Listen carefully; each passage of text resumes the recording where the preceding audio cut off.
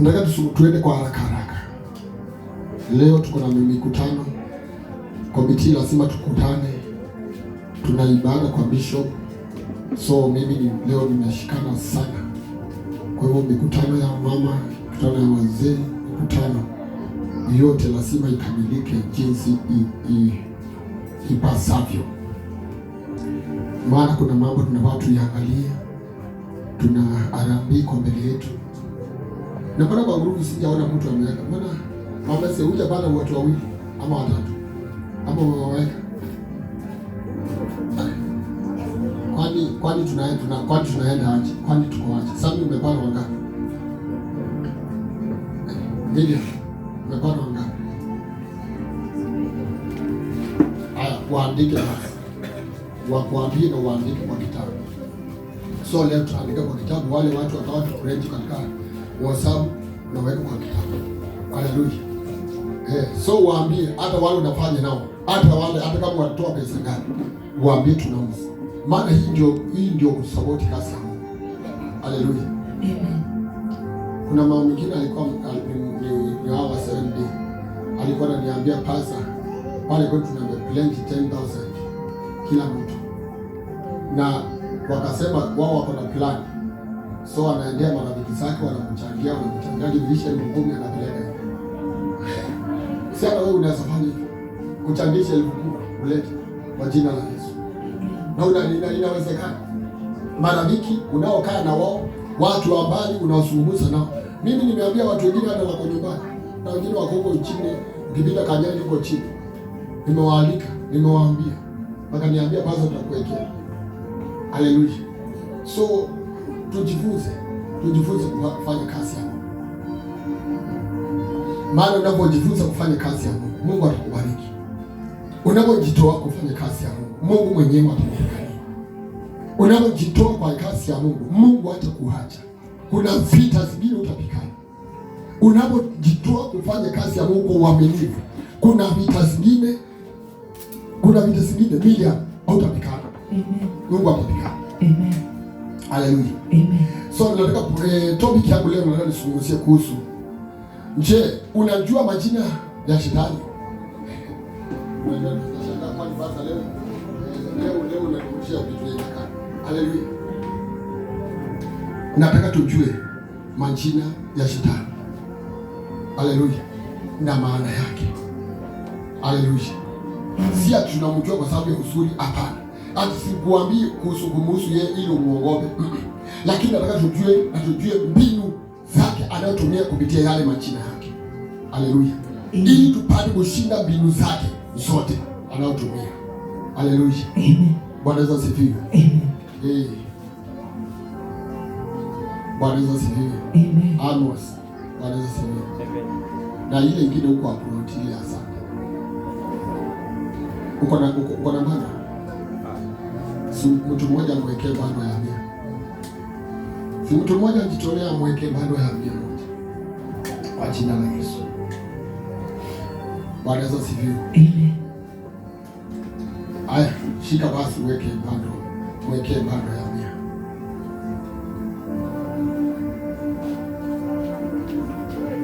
Usinunue bado hapo kwa ndio. Weke pini sawa. Itakuwa vizuri. Ya amina tosha. Iko sawa. Iko sawa. Iko sawa. Sawa. Usinunue ya yote ndio iendaki sana. Sasa walipo mnaenda na kidogo naishi. Bwana Yesu asifiwe. Itakuwa vizuri. Utabarikiwa kwa jina la Yesu. Utabarikiwa kwa jina la Yesu. So kimwekea bando taenda vizuri. Nataka tupige kiwa live na upload. Ile ingine yako upload ile ya Sunday au ya upload. Nataka iwe mpaka imeandikwa message ndio tujue tunazungumzia kitu gani ndio tubarikiwe. So nataka niende kwa haraka. Nataka niende kwa haraka tafadhali. Je, unajua majina 10 ya shetani katika Biblia? Hiyo ndio kitu changu. Benjamin. Bwana Yesu asifiwe. Mungu akuponye. Unapoingia hapa ushapona kwa jina la Yesu. Kila pingamizi shetani anatumia kushambulia leo imefika mwisho. Umepona kwa jina la Yesu. Je, unaandika? Je, unajua majina 10 ya shetani katika Biblia? So nataka tuende kwa haraka. Kila jina ama kila jina inafunua mbinu yake. Haleluya! Kila jina ya shetani inafunua mbinu ya shetani anayotumia kupika Wakristo. Bwana Yesu asifiwe. Bwana Yesu asifiwe. Amen. Na tukielewa na tukijua majina yake, tutajua na mbinu zake anazotumia, na kutoka pale tutakuwa na uamuzi na simama imara, na tunasema hii pasa alitufundisha, hii tumeisoma kwa neno la Mungu, tukajua huyu ni shetani anafanya hivi, si mtu. Haleluya. Hata si ajabu unashangaa watu unaokaa nao na wao wanakupika vita, ama unaona vita inaendelea na unashangaa kwani vita inatoka wapi? Sio vita, ni shetani, mbinu ya shetani, kwa sababu hatujui. Watu wengi ukaa maisha ya kulalamika, analalamikia si mzee wake, analalamikia bibi yake, analalamikia si kanisa, analalamikia pasa, analalamikia viongozi, yaani anakaaga maisha hayo ya kulalamika kwa kutokujua mbinu ya shetani. Watu wengine huwa wanatumiwa shetani, lakini hawajui kama wanatumiwa shetani. Haleluya. So nasema nataka tuguse hii maandiko ndio tuingie katika pointi. Niko na pointi 10 peke yake. Niko na pointi 10 kuhusu shetani, ama majina 10 ya kuhusu shetani. Nitakupatia na ufunuo wake. Unaandika. Kama unaandika andika. So kila jina inafunua mbinu yake, lakini Yesu Kristo alishinda yote. Yesu Kristo alimshinda. Yesu Kristo alimshinda pamoja na mbinu zake zote ako nazo. Shetani ana nguvu, lakini na shetani atumiaje nguvu? Lakini anatumia unjanja. Anatumia unjanja kucontrol mind za watu, rumili ya watu, mawazo ya watu na maisha ya watu. Ana control na unjanja. Kiwepesi tu, kirahisi. Si kwa sababu yako na nguvu. Bwana Yesu asifiwe. Amen. Tuangalie Revelation chapter 12. Ufunuo 12:9. Ufunuo 12:9. Ufunuo 12:9. Ufunuo 12:9. Umeweka?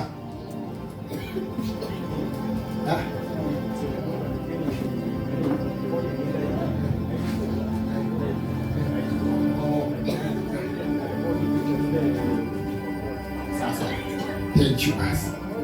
Bwana Yesu asifiwe. Amen. Hallelujah. Amen. Revelation chapter 12 verse 9. Tuende kwa haraka. Sina time. Nataka leo nataka tuende kwa tofauti. Sawa. Ufunuo 12:9. Kwa haraka tafadhali. Ufunuo 12:9. Yule joka akatupwa. Yule mkubwa. Anasema yule njoka, ya tunafunuliwa pale akiitwa njoka. Yule njoka akafunuliwa. Yule joka akatupwa. Yule mkubwa. Nyoka wa zamani. Aitwaye Ibilisi na Shetani. Audanganyaye ulimwengu wote. Akatupwa hata chini. Wakatupwa pamoja naye. So kitu ya kwanza na kile kitu ya maana nataka uelewe pale. Waamini wengi wanajua kuwa kuna shetani, lakini wachache wanajua jinsi anavyofanya kazi. Haleluya. Wakristo wengi kabisa wanajua kuna shetani, lakini wachache kabisa wanajua mbinu ya shetani anayofanya kazi, anayotumia. Haleluya. Tunaomba kuhusu pingamizi ya kishetani, vizuizi vya shetani. Maana anakuzuia hata ukiwa unaona usuliki, unasema I am unasema haleluya. Bwana Yesu asifiwe. Unajiambia vile unajiambia, lakini ukiangalia mipangilio yako na maisha yako bila mapangilia haiendi vile umesema. Na umeomba Mungu, amwambia Mungu, huu mwezi, huu mwaka Mungu nataka nikuone, huu mwezi Mungu nataka nikuone, lakini umuoni ngo. Kwa nini? Kwa sababu kuna mbinu anatumia kukuzuia, lakini hujui. Wengine mbinu za magonjwa, anakuletea magonjwa fani yana kuchanganya hivi kidogo, unang'ang'ana. Wao unasema hata hiyo kanisa kwanza wacha relax leo. Unalala. Hiyo ni mbinu anatumia. Atumii nguvu. Shetani atumiangi nguvu, anatumia uchanja. Bwana Yesu asifiwe. Amen. So nasema waumini wengi wanajua kuwa kuna shetani, lakini wachache wanajua jinsi anavyofanya kazi. Hosea 4:6 kwa haraka tafadhali. Hosea 4:6 kwa haraka tafadhali. Tunataka tuende kwa haraka. Hosea 4:6. Si watu wasome kwa haraka tu. Hosea 4:6.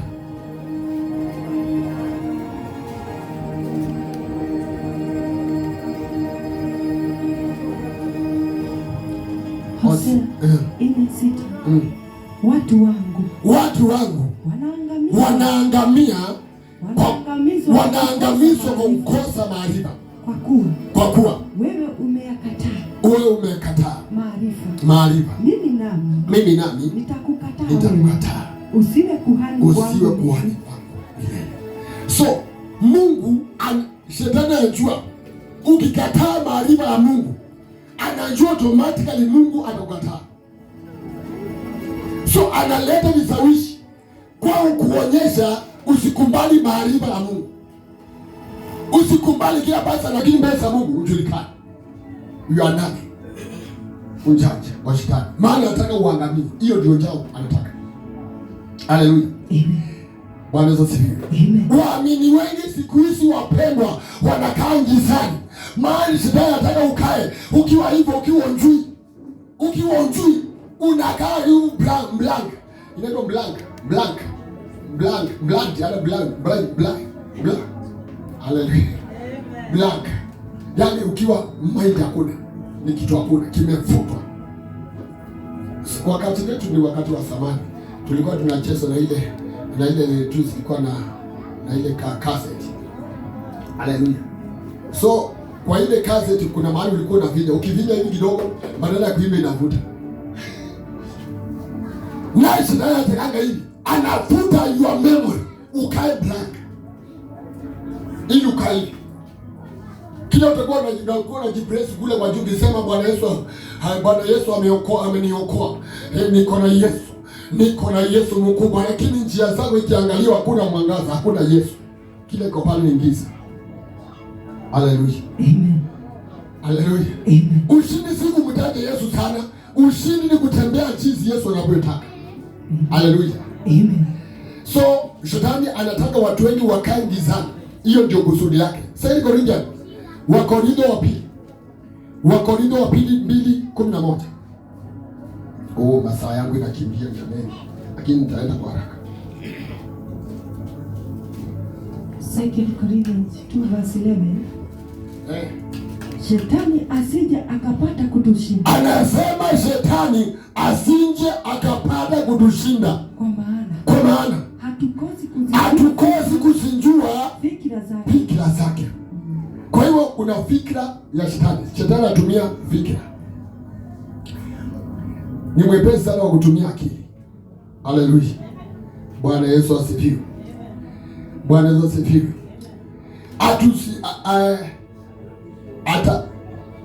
Atakayejifunza majina simama katika ushindi ambao Yesu Kristo ametupatia. Tumesimama, yaani nasema hatujifunzi shetani majina yake ili tumuogope. Tunajifunza ili tujue ushindi Yesu aliyotupa dhidi yake na tumshinde. Point number 1. Majina yake tunaanza sasa.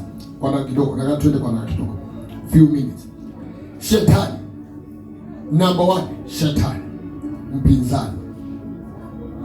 Andika shetani, uweke dash, uweke mpinzani. Shetani, andika dash, andika shetani, uandike dash mpinzani. Na uende kwa kitabu cha Zakaria chapter 3 verse 1. Hiyo ndio number 1. Number 1 ni shetani dash mpinzani. Mpinzani.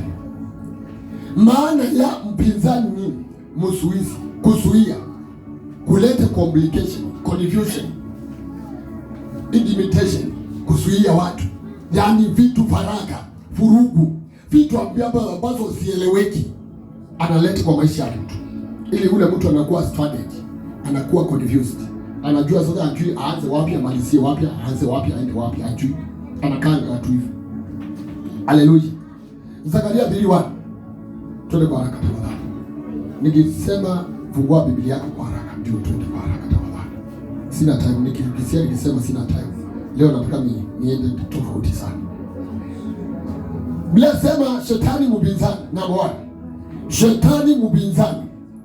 Maana yake mpinzani. Mpinzani upinga. Kazi yake ni kupinga. Hata mkisema nini anapinga. Hata mkileta kitu gani anapinga.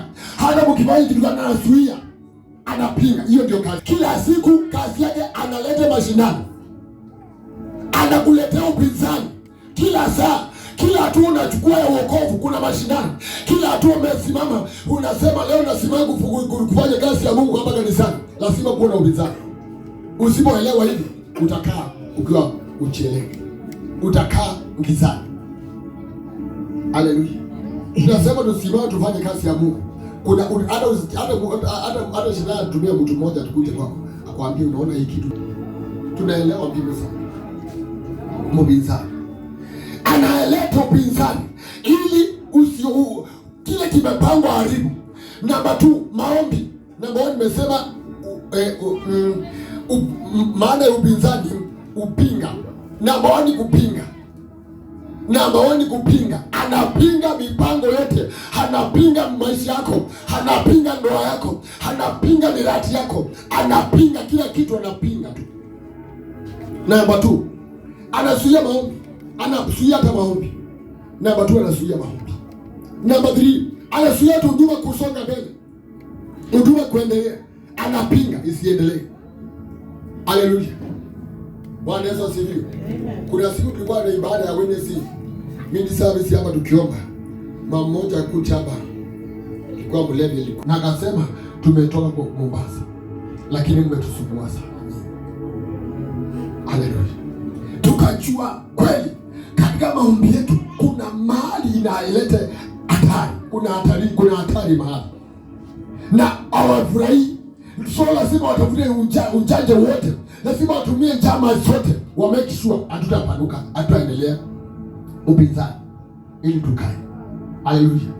Na ili alete upinzani, atumie watu wengi walete upinzani, atumie wale watu wa ngoma touch ambao hawaje kielewa, ambao hawaje koma kiroho. Anawatumia ulete upinzani ili kazi ya Mungu isiendelee. Haleluya. Anazuia huduma kuendelea. Anazuia hata maendeleo ya mtu. Umepanga hii mwaka nataka Mungu anisaidie. Nikiendelea hii kazi yangu hivi, nitanunua kasehemu ya kashamba. Wapi? Mwaka unaenda unapiga katikati. Kwanza ulipiga katikati unapata madini inakufuata hivi. Yaani madini inapita ile mradi yako. Anazuia maendeleo. Madini. Mikosi. Hata saa nyingine unapoteza pesa. Saa nyingine saa hiyo unapata pesa hivi, unapigiwa simu kwenu. Unaambiwa unajua mama amengojeka saa hii, si utume pesa saa hii, watu wanatetemeka. Ndati saa hii amengojeka, mmoja si utume pesa saa hii, ile pesa unatuma inaingia pale. Anakuchanganya. Ulimeni kukaa pale. Maendeleo anazuia. Bwana si. Anazuia hata kusudi la Mungu isitendee kanisa. Hata kusudi la Mungu isitimie, anazuia. Haleluya.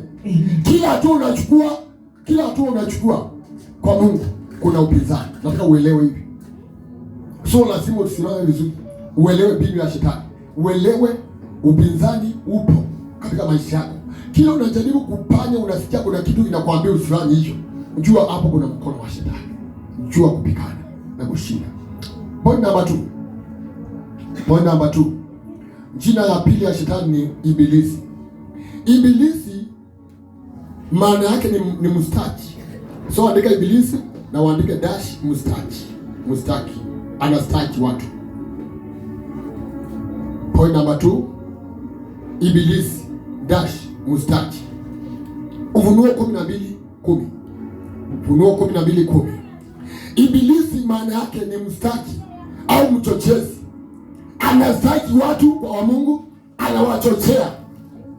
Anaenda mbele za Mungu, anamwambia unaangalia fulani, unaangalia Benjamin. Huyu Benjamin amekuomba sana. Huyu Benjamin amekaa na amani siku mingi. Yaani anakuchochea, anakuchochea. Lakini wewe ukipunguza maombi, ukitamfunguza utafuta Mungu, anakuchochea na kuangusha. Anakuchochea. Maana kila siku anaenda mbele za Mungu. Shetani si ati aendagi mbinguni, anaenda. Lakini akaangi huko. Hata huko duniani akaangi, anapita tu. Anatembea. Anapiga mbele za Mungu. Anamwaliza, umenionea Titus. Waachana na Titus. Huyo nipatie tu muda uone kimalizana. Maana atumia mbinu tu, unjanja. Haleluya. Amen. Bwana Yesu asifiwe. Amen. Mstaki, anamstaki. Somea. Ufunuo 12:10. Nikasikia sauti kuu mbinguni ikisema sasa kumekuwa wokovu na nguvu na ufalme wa Mungu wetu na mamlaka ya Kristo wetu, kwa maana ametupwa chini mstaki wa ndugu zetu, yeye awastakiaye mbele za Mungu wetu mchana na usiku. Haleluya. Kwa hiyo wanapeleka masaka yako ndio hadi night. Lakini na wewe unaombaga tu. Uliomba Sunday. Maombi mengine, ile nyingine au katikati ni ya chakula. Saa ile ukilala unaambia Mungu nilinde. Hata saa nyingine unasahau, unasuka ukiwa kwa blanketi unasema Mungu nikiwa hapa kwa blanketi nilinde. Lakini anaapia before God every day, every night. Kwa sababu yako. Anaenda mbele za Mungu kwa ajili yako kila saa, kila dakika. Anasema hiyo Felix umempatia, hiyo freedom umempatia, hiyo hapana. Huyo anajua hata anaweza kuacha. Na kutumia ufanye. Haleluya. Kila saa, day and night, ala kitu sana. Na wewe unaombaga kwa wiki mara moja. Haleluya. Kanisani unaambianga Sunday tu. Sioni kama kushinda shetani ni kitu rahisi. Unafikiria. Utamkemea kwa kumshinda, lakini kuna mambo yako itaenda. Haleluya. Amen. Utamkemea useme shetani toka hapa na atoke, lakini kuna progress yako utafanya. Kuna mambo utafanya wote ukitaka. Kuna vitu zako utafanya hata utaki. Unakuwa unasema unajua nimeokoka. Mpaka ukitembea uambiwe kuna kanisa, unajua kuna kanisa, kuna pasa anakuja pale kwa hapa vision. Amekuja pale anatoa mapepo, unasema hata na mimi nitolewe mapepo. Yaani umechanganyikiwa, ujielewi. Hata unaona uko na mapepo. Umechanganyikiwa mpaka unaona uko na mapepo. Maana ametumia visawishi, anakusawishi. Amekustaki kila saa, kila wakati. Hauna amani. Bwana Yesu asifiwe. Mchochezi. Haleluya. Point number 1 katika hiyo mchochezi. Nataka uandike ukiwa na wekeaji na nafasi, maana ni kubwa kidogo. Na nataka nikupatie ndio uende na urudie usome vizuri ili uelewe. Ukukumbusha makosa yako. Hapa ndio ameshikia watu wengi. Wakati unaenda kuomba, karibu useme kwa roho, uanze kusema kwa lugha, uanze kusema kwa dimi shakara. Anakuambia hata juzi kumbuka kile ulifanya, watakukata. Hiyo ndio fanya. Anakukata. Hiyo connection inakatanisha. So unaanza kurudi pale. Sasa unaanza kushangaa utubu ama ufanye nini? Yaani anakuchanganya. Kazi yake ndio anafanya hivi. Bwana Yesu asifiwe. Hivyo ndio devil. Felix, tuko pamoja. Wakati unasimama unasikia tuombe. Unaingia, unasema ninaingia katika anga. Ukiingia katika anga tu unasikia unamunguza, anakuonyesha, anakuambia kumbuka. Kumbuka. Vile ulikuwa ukifanya kabla hujaokoka. Sana kurudisha mahali wewe. Bila sema wakati uliokoka ulikuwa kiumbe kipya. So lazima umwambie Shetani, mimi ni kiumbe kipya. Akali imepita. Mimi wakati Yesu aliniokoa, alivuta dhambi zao kama wingu zito. Sina dhambi. Unamkumbusha. Lakini si atumkumbusha. Bwana sasa. Amen. Wakati anakuletea kwa picha, unaanza, Mungu akinisamehe, haki Yesu nisamehe. So ile connection, ile kuomba, ile vitu ulikuwa unapigana nayo kuingia katika anga, umeacha kuingia. Umerudi ile hali yako. Maana anataka ukaange hapo. Haleluya. Amen. Anakuonyesha makosa yako. Namba 2, anakufanya ujisikie uzaidi. Yaani nakuonyesha ujione uzaidi. Hadi unasema hii kanisa nitaama maana sijapatiwa nafasi. Watu wengine wamepatiwa nafasi lakini mimi sijapatiwa nafasi. Hii kanisa nitaka, mimi nitaama tu. Yaani unaona hujapatiwa favor, hakuna favor umepatiwa. Maana ulikuwa unataka favor.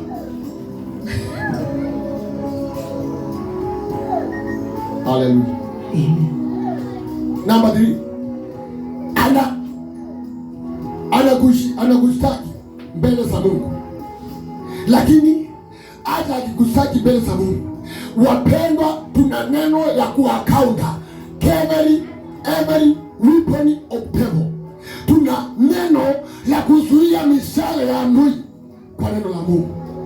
Roma chapter 8 verse 1. Roma 8 verse 1.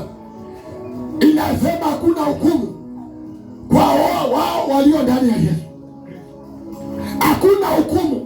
So alikuonyesha bila uwezi faulu, bila uwezi fanikiwa, bila uwezi unasimama mbele yake, unamwambia hakuna hukumu kwa wote waliompokea Yesu. Hakuna hukumu kwa wale waliookoka. Hakuna hukumu. Ninajua leo sina hukumu. Sihukumiki mbele zangu. Sihukumiki kwa maisha yangu. Maana mimi nimepokea Yesu na niko na Kristo. So sina hukumu. Amen. Tusomee kwa haraka kama umefika.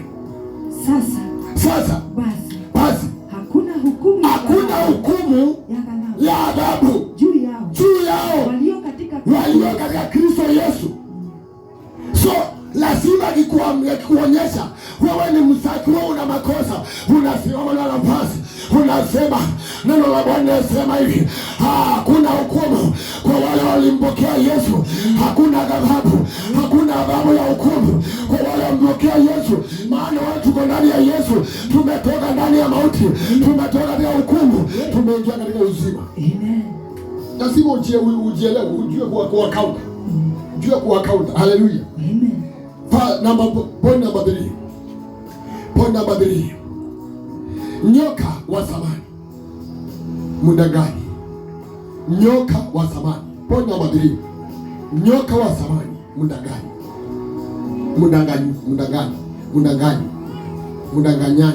Mdanganyaji.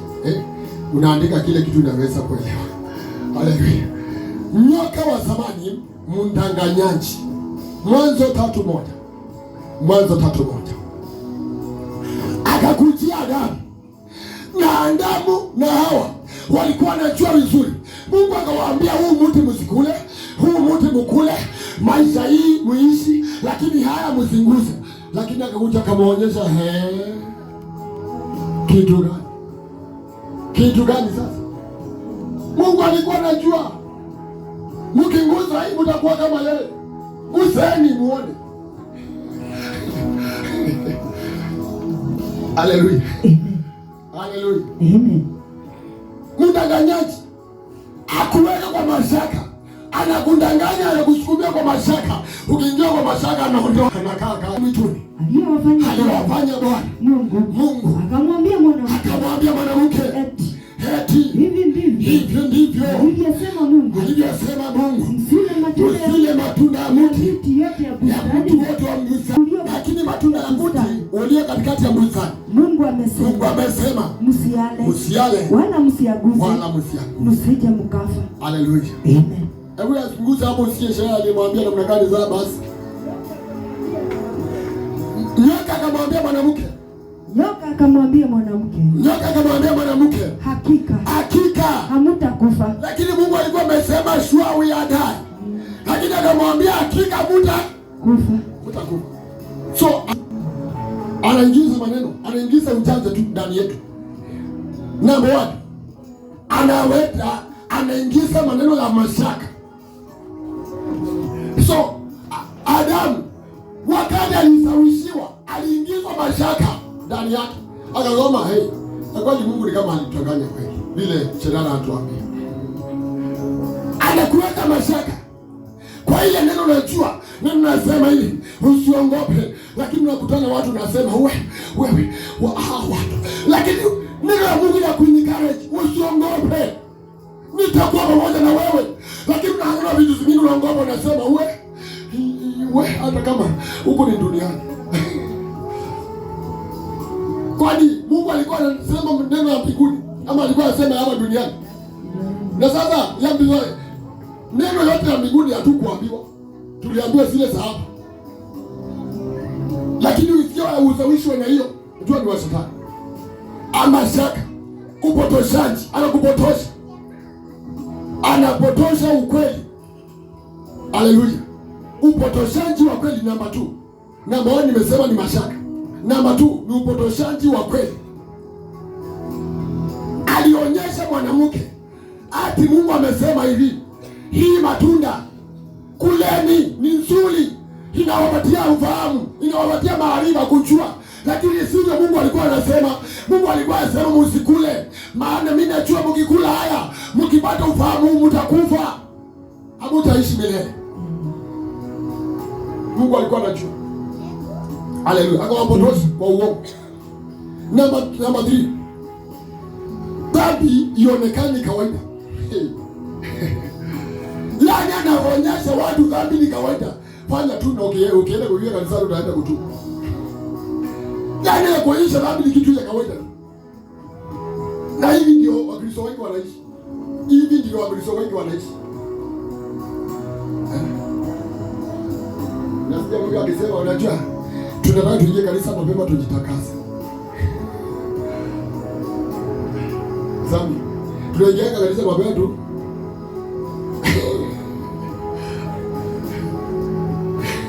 Tunaingia kanisa mapema tujitakase. Nitakase kusema Mungu, unajua kale kitu nimesema, nimekafanya. Si unajua kawaida Mungu vile tu, mimi ni mwanadamu. Nani unamwambia wewe mwanadamu? Kwani Ikumba alikuwa anajua wewe ni malaika? Mungu Ikumba alikuwa anajua wewe ni malaika?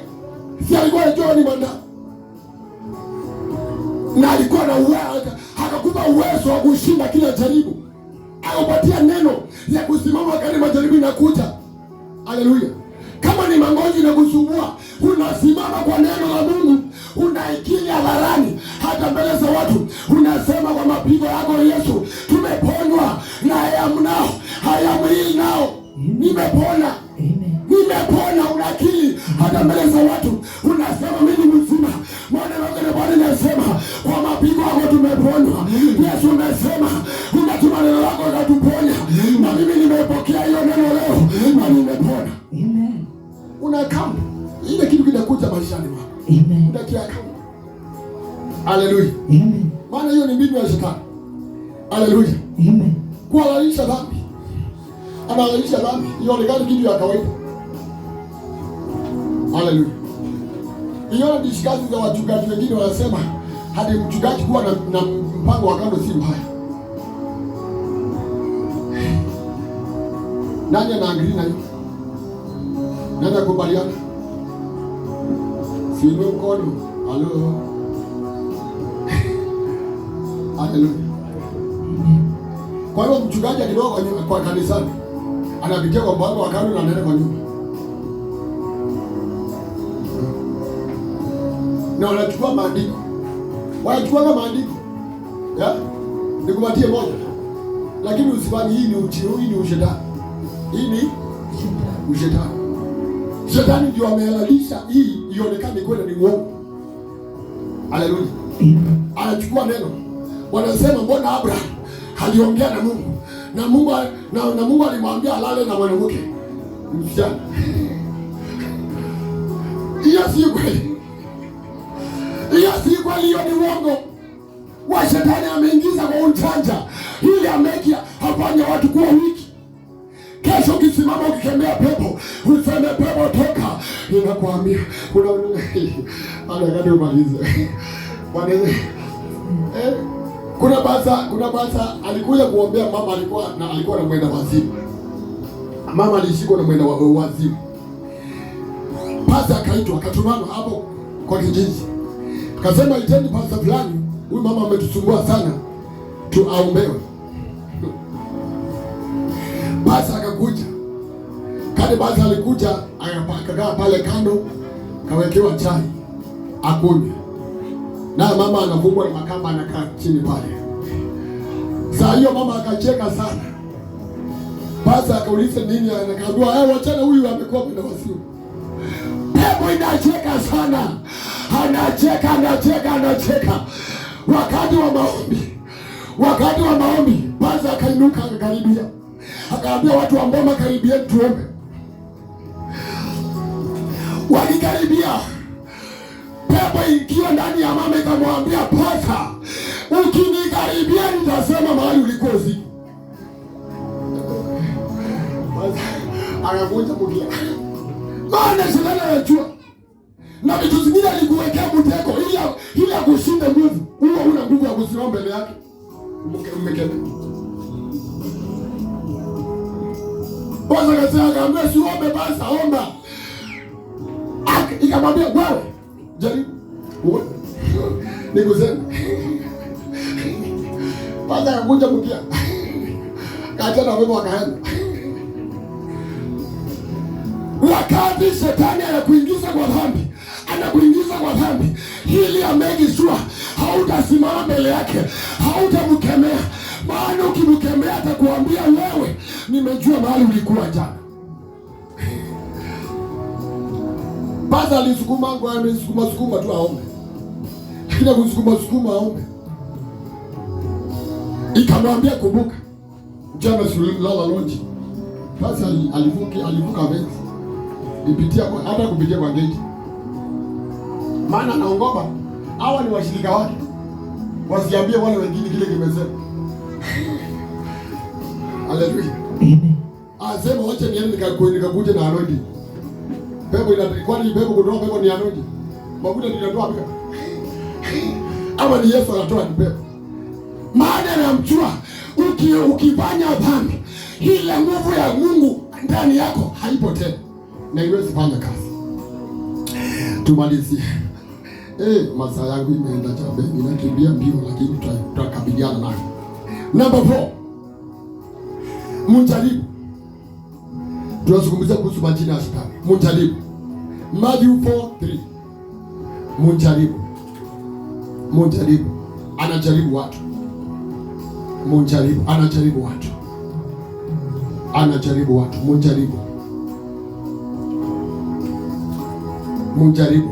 watu. Point number 4, mjaribu. Twende kwa haraka. Matthew 4:3. Mjaribu akamjia. Unasikia anaitwa nani? Mjaribu. Maana anajaribu watu kila siku. Anatujaribu. Ukijaribu hii kufanya hiki, unajaribiwa, unarudi chini. Akamjaribu, akamtia Yesu akiwa kama mjaribu. Mjaribu akamjia. Akamwambia, ukiwa ndiye mwana wa Mungu, amuru kwamba mawe haya yawe mkate. Na shetani iko vizuri. Hakuna mahali pote tunaweza badilisha, ama Mungu amesema tubadilishe. Tuna uwezo wa kufanya, lakini hakuna mahali Mungu amesema tukule mawe atubadilishe ikuwe chakula. Mungu alisema tupande chakula tukule, lakini si atubadilishe vitu tukule. alikuwa anajua hiyo iko out, so alikuwa anataka Yesu aingie nje ya neno la Mungu ili apate nafasi ya kumpiga. Haleluya, apate nafasi ya kumsuia, na sisi ndio alifanyanga hivi. Haleluya. Saa ingine unachokoswa na mtu, unakasirika sana. Alikuwa anataka ukasirike ili uondoe katika mpaka, utoke nje ya mpaka kupige, lakini ukiwa ndani ya mpaka hawezi kupiga. Nataka tumalizie. So umpata mtu wakati amechoka. Point number 1. Wakati wa uchovu ndio anakuja, anakuonyesha umechoka. Hata ibada wewe sienda, hata hii mkesho usiende. Hata mimi kuna kitu kananisumbwanga. Kuna allergy inanisumbwanga mimi. Hiyo baridi ya usiku mimi siwezi. Yaani amekuletea kitu tu kukuonyesha, kakushikilia. Haleluya. Anakupatia kitu ya kushikana. Unasema mimi kwanza ukitaka kutangaza mikesha mimi nasikiaga kuna allergy inanisumbua. Halo. Kuna allergy inakusumbua? Halo. Bwana Yesu asifiwe. Anakuletea kitu ka excuse.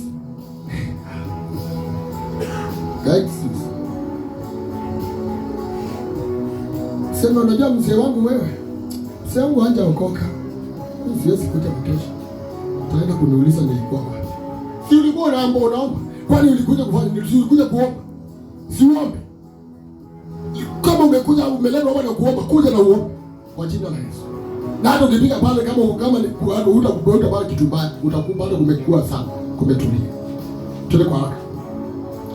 So nimesema na point number 1, wakati wa uchovu. Number 2, wakati wa ubwege. Ubwege ama ni ubwege? Ubwege. Nataka tusaidiane. Bwana Yesu asifiwe. Wakati wa ubwege ama ubwege?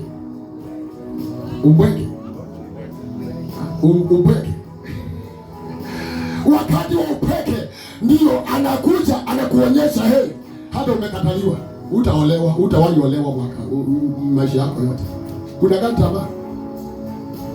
Nasema sasa mimi na kama sitaolewa mimi nitakuwa nakaa hivyo tu. Maisha yangu iko hivyo.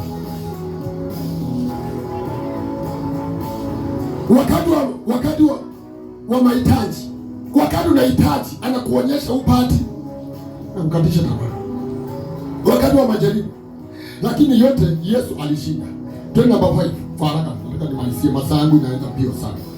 Namba 5, mwizi. So nimekwambia mjaribu anakuja kujaribu wakati umechoka, wakati uko na ubweke, wakati una mahitaji na wakati uko na majaribu. Anakujaribu wakati huo. Analeta majaribu wakati huo. Twende kwa haraka. Twende kwa haraka tumalize kwa haraka kidogo tu. Number 5. Mwizi. John 10:10. Mwizi anaiba. Mwizi kazi yake ni kuiba. Yesu, mimi nasoma tu nielewe vile. Haleluya. Mwizi. Twende kwa haraka. Number 5 ni mwizi. John 10:10. Mwizi haji ili aibe na kuchinja na kuharibu. Piga pale. Niko hiyo point pekee. So kazi ya mwizi ni kuiba. Number 1, anaiba amani. Watu wengi wamekosa amani. Kuna familia zimekosa amani. Kuna waumini wamekosa amani na makanisa na wachungaji wao. Kuna Wakristo, kuna mapadri wamekosa amani na washirika wao. Amani, anaiba amani. Number 1 ni amani. Number 2 ni furaha. Ameiba furaha ya watu. Watu wengi hawana furaha. Number 3, ameiba maombi. Watu wengi walikuwa hawaombi. Watu wengi hawaombi kabisa. Maombi. Number 4, imani. Watu wengi wametoa imani, imeondoka. Hata ukimwambia leo tuamini tuombe, Mungu atakutendea. Aoni kabisa. Number 5, maono. Kuna mtu alikuwa na maono mazuri. Mwanzo wake akianza alikuwa na maono. Alikuwa anasema, mimi kuna kiwango kikifika, nitakuwa niko hivi, maisha yangu iko hivi, lakini haiko. Maono imeshaisha, maono yashaibwa. Haleluya, amen. So ukiona hivyo, elewa kila mpango na pango unafeli, jua shetani anakushambulia. Namba 6, baba wa uongo. John chapter 8:44. Baba wa uongo. Na kuzungumzia ili kukuonyesha majina ya shetani, ili ujue majina haya yote tunayataja: mwizi, baba wa uongo, mjaribu, nyoka wa zamani, ibilisi, yote. Haleluya, Bwana Yesu asifiwe. Shetani wote anatumia, kuna ujanja ama kuna njia ama dhamira anatumia ili kukushinda. Endelea. John 8:44. John 8:44. Nyinyi ni wa baba yenu. Anasema nyinyi wa baba yenu Ibilisi. Na tamaa za baba yenu ndizo mpendazo kuzitenda. Baba wa uongo. Endelea pale chini. Yeye alikuwa muuaji tangu mwanzo. Wala hakusimama katika kweli. Kwa kuwa hakuna hiyo kweli ndani yake. Asemapo uongo husema yaliyo yake mwenyewe. Kwa sababu yeye ni muongo na baba wa uongo. Kwa hivyo uongo huo unaendelea. Unajua kuna watu wengine wanasema wewe pasa, unajua kuna hata si hapa kanisani, hata kuliniambia, unaniambia kuna uongo mzuri, kuna uongo at least unaona umeona, lakini ni uongo na ukiulizwa unasema na umekani. Hata Abrahamu alidanganya. Kila kitu chote kibaya kizuri kiko kwa Biblia. Ukitaka kutumia kibaya kiko kwa Biblia. Unasema Abrahamu maombako, unajua hivi. Unajua ile wasemanga alidanganya. Akasema huyu si bibi yangu, huyu ni stamp. Ajoko. So watu wamesikia ile neno kisingizio. Wanasema hata nikidanganya si Abrahamu alidanganya. Toka hapo. Toka hapo kusema Abrahamu alidanganya. Haleluya. Toka hapo. Hata kudanganya tumeletewa solution. So unafaa uangalie ndio alidanganya wakati ule. Lakini kutoka pale nini kilikuja utabani? Palikuja solution ili na sisi tusipitie pale. Tusimame kwa imani. Si watu wasonge mbele. Naona huku mbele kuna vitu mingi. Na watu naona wanajinya nyuma tu.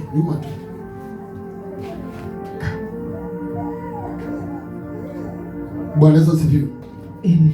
Bwana Yesu asifiwe. Amen. So nimesema ni mwizi. Tumesema baba wa uongo. Uwaambia watu uongo. Anawaambia watu Mungu amekuacha. Sana. Ushaomba katika wakati mpaka uanze kusema kama Mungu ameniacha kweli. Hiyo ndio ushawishi kwa Mungu. Alex, ushabika wakati ukaona kama Mungu amekuacha. Unasema naomba tu lakini Mungu ni kama ameniacha. Huyu ni ushawishi wa shetani. Anakuonyesha Mungu ashakuacha na anaizisi kabisa. Ona unasikia kwa msukumo. Mpaka unasikia roho yangu inaniambia Mungu ameniacha. Haleluya. Ukisikia hivi uchukua neno la kuakauna ile spirit. Uiambie hivi, Mungu amesema hivi, hata mama anaweza acha mtoto wake, lakini mimi Mungu anasema sitakuacha wala sitakuvumilia. Kuwa neno la kuakauna ya kauli kila neno ya shetani. So atuambia watu Mungu amekuacha, basi hiyo namba 1. Namba 2, uwezi fanikiwa. Kuna watu wengine wamekanisana wameokoka lakini wanajua hawezi fanikiwa. Anaona maisha yake ishafika mwisho. Anakuonyesha uwezi pona. Yaani uko na ugonjwa, unajaribu kuombewa, unajaribu kuja kanisani kuomba lakini unasema hii ugonjwa uponangi. Wangapi wanasema hivyo? Halo? Bwana Yesu asifiwe. Wangapi wanasema hivyo? Kuna magonjwa iponi. Siwe mkono. Sio unajua. Si unajua kuna magonjwa iponi?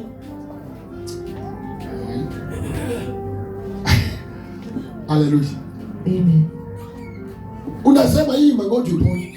Haya yaponi.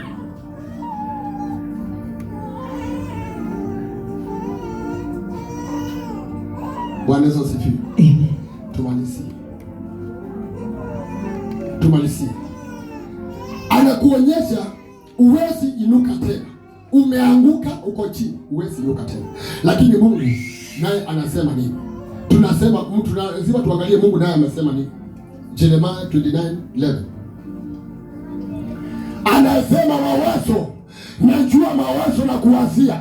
So unachukua ile neno unasema hata kama nikiwa chini, hata kama nikiwa nimebinyiliwa chini namna gani. Neno la Bwana najua inasema hivi. Ananiwazia mawazo mema. Mawazo ya kufaulu, mawazo ya kufanikiwa, mawazo ya kuinuka tena, mawazo ya kubarikiwa tena. Haleluya. Bwana Yesu asifiwe. Jeremiah 29:11. Maana nayajua mawazo ninayowazia nyinyi. Maana nayajua mawazo ninayowazia nyinyi. Asema Bwana. Ni mawazo ya amani. Wala si ya mabaya. Kuwapa nyinyi siku zenu za mwisho. Haleluya. Amen. Uongo wa shetani unapoteza nguvu pale ukweli wa Mungu unaposimama. Wakati neno la Mungu la kweli linasimama, uongo unajitenga, unaondoka. Maana hiyo ni giza na iwe simama mahali kuna nuru. Number 7. Tumalizie. Number 7. Mungu wa ulimwengu huu. Yesu alimtaja kama Mungu wa ulimwengu huu na hata Paulo. 2 Corinthians 4:4. 2 Corinthians 4:4. Mungu wa ulimwengu huu. Mungu wa ulimwengu huu. Na hapa nataka uwe makini sana nikuonyeshe. Hapa ndio anaonyesha watu wengi wakae katika mfumo wa kidunia. Wakae katika mfumo wa kidunia. Mungu wa ulimwengu huu umeandika.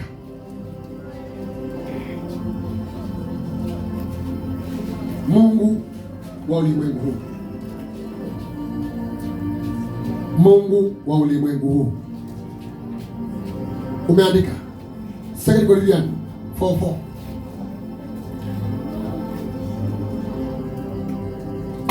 Ana ushawishi juu ya mfumo.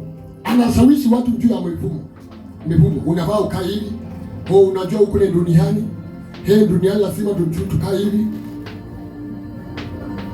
Ukitembea unasikia hata wokovu wengi wakisema huko ni duniani. Unasikia? Tena. Hii ni kitu si kitu yenu. Sinasikia watu wakisema huko ni duniani. Kwa hivyo inamaanisha namna gani? Benjamin. So ndio maanisha namna gani? Kwa hivyo tufanye sheria ya Mungu tuimbeni kidogo. Maana tuko duniani. Ama mimi ndio naelewa vibaya. Tuimbeni maana huku tuko duniani. Haleluya. Haleluya. Na watu wanachukua ile neno inasema hivi. Duniani hakuna. Yesu alisema hivi. Alisema duniani hakuna. Useme, kwani unjui? Alisema duniani hakuna mtakatifu. Maana mtakatifu ni Baba peke yake. Anasema wakati Yesu aliitwa mtakatifu alisema na wakati duniani hakuna. Watu wanachukua hiyo neno ili wageuze neno la Mungu. Wanasema tunajua duniani hakuna mtakatifu. Ni uongo. Maana Daudi mwenyewe amesema hivi. Mungu anawaangalia watakatifu walio duniani.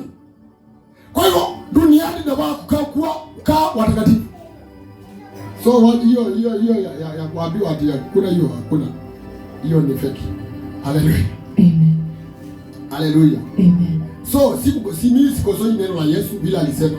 Lakini alikuwa anamaanisha, alikuwa na kaunda ile maneno ya Wafarisayo walikuwa wanamwambia. Maana walikuwa wanamwambia, hakuwa anamwambia kwa uzuri, walikuwa wanamwambia kwa kukenjeli. Ndio alikuwa anaonyesha waelewe hivyo. Lakini si hatuwezi elewa hivyo. Mungu anawaangalia watakatifu walio hapa duniani. Haleluya. Amen. Umetusomea ambao ndani yao Mungu wa dunia hii amepofusha fikira zao wasioamini isiwashukie nuru ya Injili ya utukufu wake Kristo aliye sura yake Mungu. So watu wasipande injili ya kweli, anawapotosha, anawasawishi wakae kidunia. Haleluya, amen. Anawasawishi ili mfumo wapinge, wakae kidunia. Wanaompinga Mungu, wakae kidunia. Point number 1, mfumo wa tamaa. Number 1, mfumo wa tamaa. Number 2, mfumo wa kiburi. Number 3, mfumo wa dhambi. Kuna mfumo wa dhambi fulani watu wanaendelea kutenda na wajali na wasuki, na akitoka pale anaenda kanisa na anajua kabisa mimi nimetoka kwa dhambi, anajua kabisa wiki nimetenda dhambi na shtuki na ana shughuli, maana anatembea, maana akitembea anaenda kijiambiwa, anaambiwa shidani, hapa tuko duniani, hapa tuko duniani. Haleluya. Lakini Mungu atupende, anaangalia wale watakatifu wako duniani. Waamini wameitwa kuongozwa na Roho Mtakatifu, si mfumo wa dunia. Mungu, Yesu alisema hivi, wakati Roho Mtakatifu anapokuja atawafundisha, atawaongoza, atawaelekeza katika kweli yote, lakini si mfumo wa dunia. Si mfumo wa dunia, si ati dunia inakaa hivi. Haleluya. Amen. Unajua wakati wa kuona maandamano yangu ya kwanza ilikuwa 07. Ndio niliona maandamano ya kwanza. Na hiyo ya kwanza ya 07 ilikuwa fujo kabisa. Haleluya. Niliona mchungaji mwingine alipigwa mshale Kibera. Nilikuwa nakaa Kibera. Akapigwa mshale akakufa. Haleluya. Amen. Ametoka kanisani masaa jioni, akapata watu wakiandamana, akasema twendeni, na akachukua mawe. Jia leo wewe ni nani? Unaingizana, unaingia na watu wangapi wewe? Unaingia utembea na watu aina gani? Anachukua mawe. Wale watu washaenda Kibera, ukipiga pale kuna mahali pale kuna kamuto, ukivuka uende Silanga, usifungue na Silanga kuna kamuto hapo. Kuna daraja hapo. Na pale kulikuwa Wakamba na Wakikuyu walikuwa wamejificha hapo kwa hiyo daraja chini. Amesha ikiwa na sumu. Mchungaji kuja hapa akarusha kama weka moja. Unaona wale watu walikuwa wajanja. So wameingia chini hapo kwa daraja. Na watu wengine wasimama huko mbele ya daraja huko. So wakikuja hao wanaona wale watu huko mbele. So hapa chini hapa kuna watu. Huko na mtego tu. Akapigwa akaanguka. Achukuliwa hapo na wili mbalo akibidishwa hapo juu hapo. So umekuwa nini? Alisema ni haki yangu. Ni? Haleluya. Unasema ni haki yangu kurusha mawe. Ya? Bwana Yesu asifiwe. Haki yako? Lazima tuelewe. Lazima tuelewe ujaji wa shetani. Haleluya. Amen. Namba 8. Nimebadilisha mbili tumalize. Namba 8. Simba angurumaye. Namba 8, simba angurumaye. Simba anayenguruma.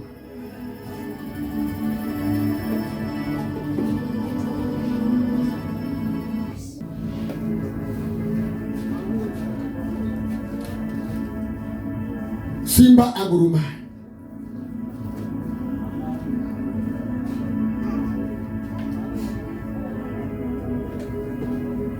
Siangalie mtoto mwingine.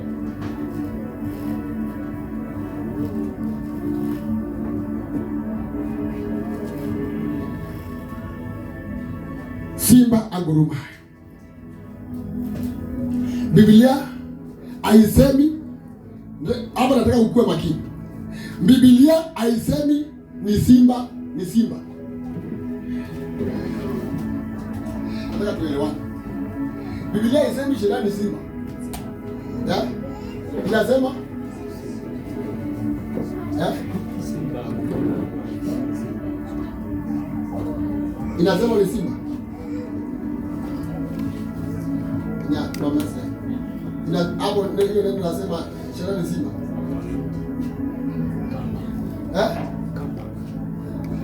Na inasema shetani ni simba.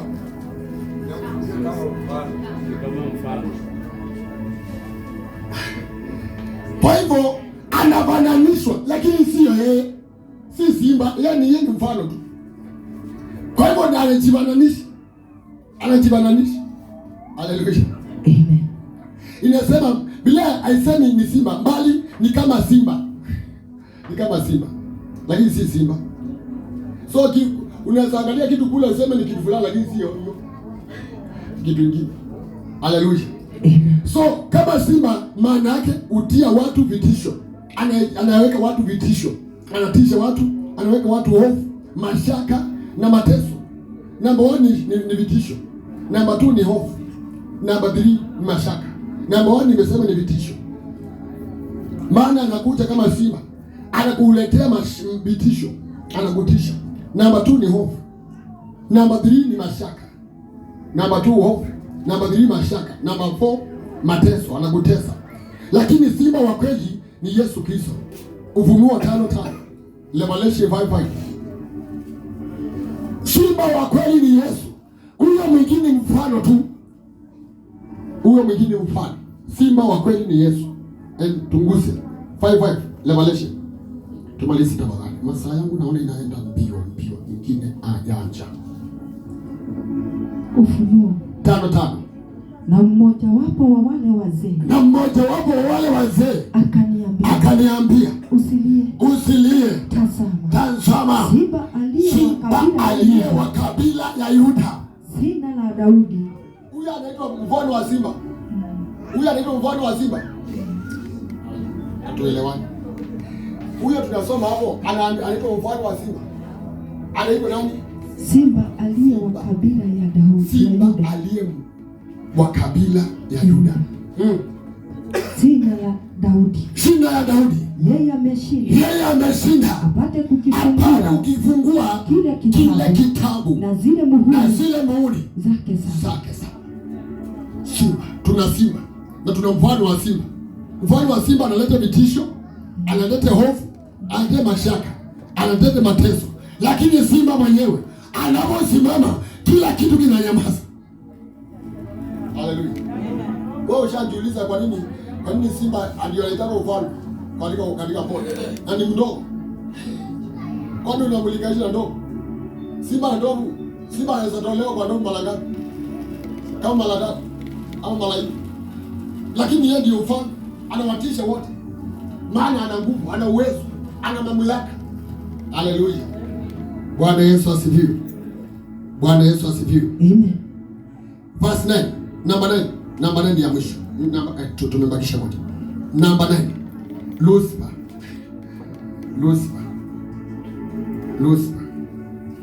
Maana jina ya shetani kuitwa Lucifer, maana yake kiburi. Yaani muimbaji mashuhuri kiburi. Haleluya.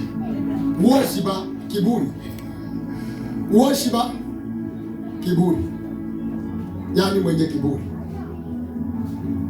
kiburi. Tumalizie Isaya 14:12 mpaka 15. Twende kwa haraka. Isaya 14:12 mpaka 15. Mwenye kiburi. Lucifer. Kiburi. 14 Isaya 14 kuanzia 12. Jinsi ulivyoanguka kutoka mbinguni, nyota ya alfajiri, mwana wa asubuhi, jinsi ulivyokatwa kabisa, ewe uliangusha mataifa. Nawe ulisema moyoni mwako, kiburi, nitapanda juu mpaka mbinguni, nitakiinua kiti changu juu kuliko nyota za Mungu, juu ya nyota za Mungu. Nami nitaketi juu ya mlima wa mkutano katika pande za mwisho za kaskazini. Nitapaa kupita mbinguni, nitapanda sana juu mbinguni. Namba 1, hiyo ndio namba 1. Namba 1, nitapanda juu mbinguni. Namba 2, nitakiinua kiti changu juu. Namba 3, nitafanana na aliye juu. Yaani alikuwa anataka kufanana na Mungu. Alikuwa anataka kupatia kiburi. Haleluya. Bwana Yesu asifiwe. Lakini kuanguka ama kuanguka kwake ukaingilia pale. Mithali 16:18. Mithali 16:18. Ni mafundisho nataka tumalizie. Nimebakisha ya mwisho. Mafundisho na malizia. Mithali 16:18.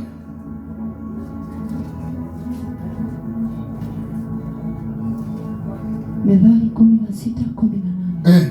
Kiburi hutangulia uangamivu, na roho yenye kutakabari hutangulia maanguko. Kwa hivyo kujinua, kiburi, yote inatokana shetani. Maana yeye Lucifer, maana yake ni kiburi. Alitangulisha kiburi na akakatwa, akaanguka, yake kaisha. So ukiona unaona kuna watu wengine walianza ibada vizuri, walianza kanisa vizuri, alikuwa mshirika mzuri, alikuwa mwimbaji mzuri, alikuwa mwombaji mzuri, alikuwa mwindaji mzuri, lakini kiburi kainuka. Haleluya. Akaanza kusema siku hizi hata mimi ndio najua kuchanganya maneno kuliko pasa. Hata unaweza kuwa na neema ya kuchanganya kuliko pasa na mhudumu kanisa pamoja na iwe sawa. Maana Mungu amekupatia hiyo kipawa. Haleluya. Na pasa hajapatiwa hiyo kipawa ya kuchanganya, lakini wewe umepewa. Si ati ukipewa si useme pasa lazima ukue chini yangu. Maana mimi ndio nasema.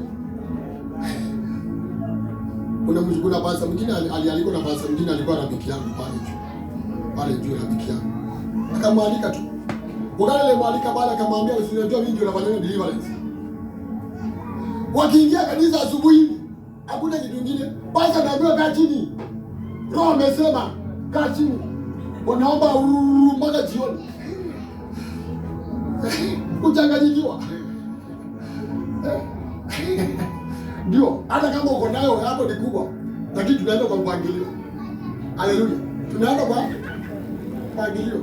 Huyu afanye na huyu afanye. Lakini si ati huyu ndio. Haleluya. Mama anajua.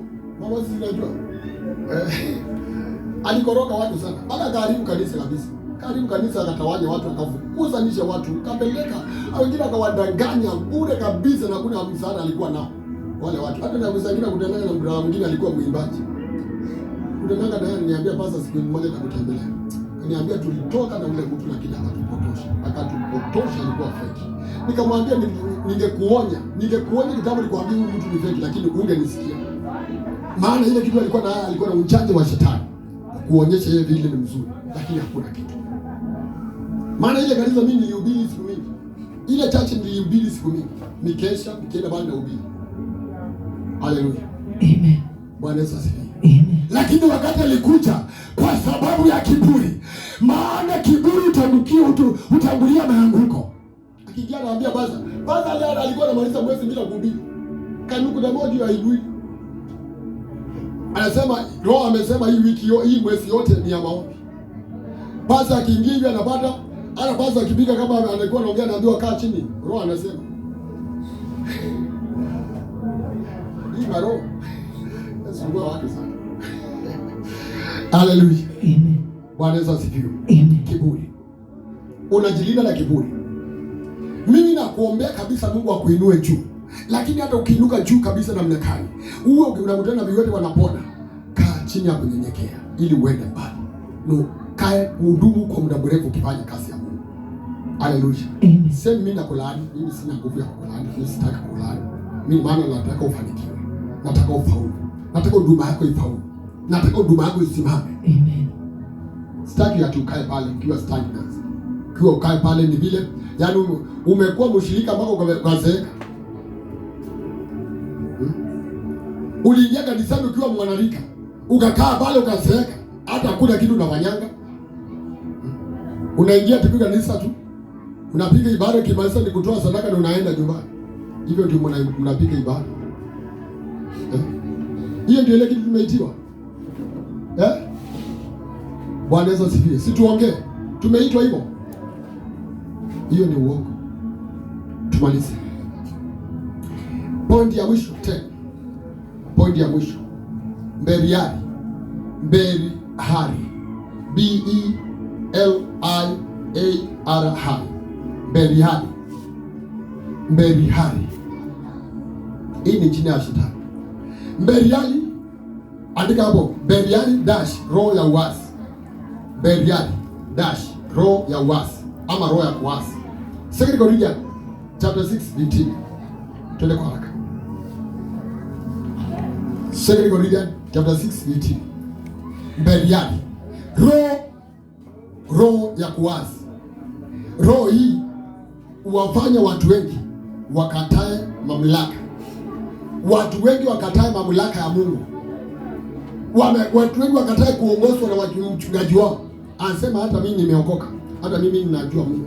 Kuna kitu basi ananiambia. Haleluya. Ukataa mamlaka. Ukataa mamlaka. Ukataa mamlaka. Haleluya. Amen. Tusome 2 Corinthians chapter 6:18. Hapo ndio mwisho. Nataka tumalize. Pana upatano. Tena pana ungarifu gani? Inasema aje? Tuko sawa? Asoma. Tena pana ungarifu. Pana ulinganifu gani? Kati ya Kristo. Katika Kristo na Beliali. Na Beliali. Au yeye aaminie. Ana sehemu gani? Pamoja na yeye asiyeamini. Beliali muasi. Tunavunuliwa pale kama muasi. Kuasi. Uko kanisa lakini wewe ni muasi. Umeasi. Kanisa tukisema twende hivi, wewe unasema mimi siendangi hivi, mimi naendanga huko.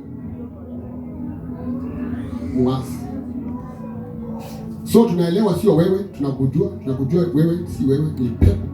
Shetani anakutumia. Haleluya. Ni shetani anakutumia. So kile cha maana uelewe, na ukielewa utapona, na ukatai utapona, na utembee na watu wengine utabarikiwa. Haleluya. So lazima uelewe kuna roho ya Beliali na kutesa. Hii roho inafanya watu wengi wakatae mamlaka. Point number 1, kukataa mamlaka. Inakataa mamlaka. Kukataa mamlaka. Point number 2, wanapinga maonyo. Ukimuonya kesho Sunday anakuja kanisa. Ukimuonya anaenda. Namaliza mwezi. Ndio akuja. Na ikuja asikize kama unataka. Kwanza anakuja akiwa ready. Asikize kama utazungumza ile kitu ulizungumza ya kumwonya tena. Aende. Tai kuona. Bwana Yesu asifiwe. Anapinga maonyo.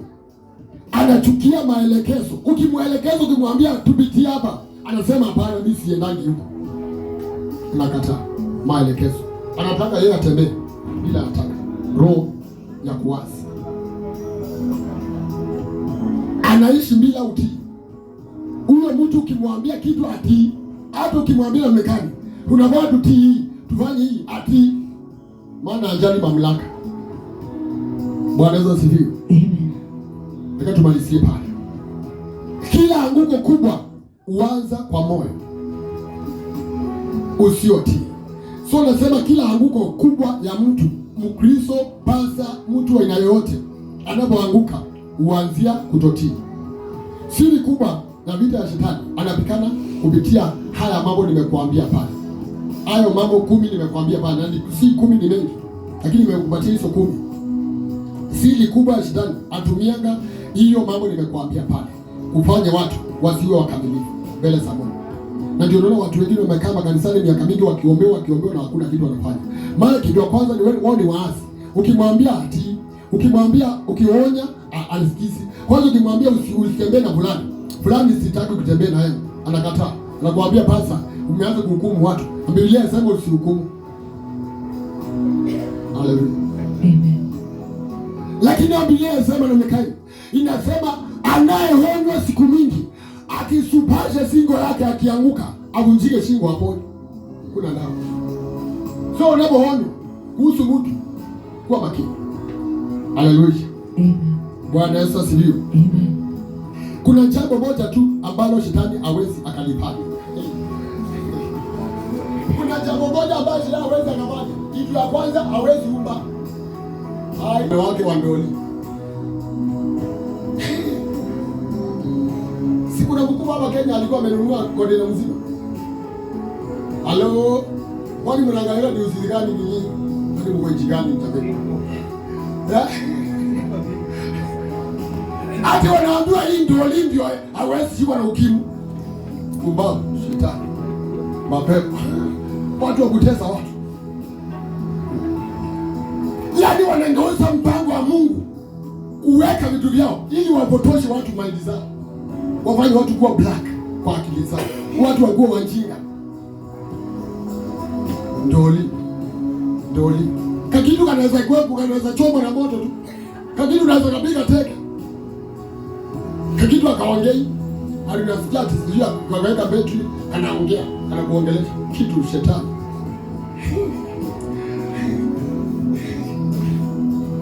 Wanaweza sivyo. Amen. Na wameleleza wanaume. Halo? Wameleleza wanaume.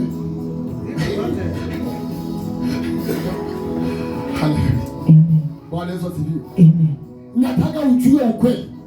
Shetani analeta upotovu, watu wapotoke akili zao, watu watoke katika maindi ya kumwamini Mungu, waamini vitu za dunia, wanaleta wakuletea mfumo wa dunia uelewe na uambatane vile dunia inataka. Ukai ili ajue Yesu akikuja utakuwa wake forever, hata kama unakaa kanisa. Simama tuombe.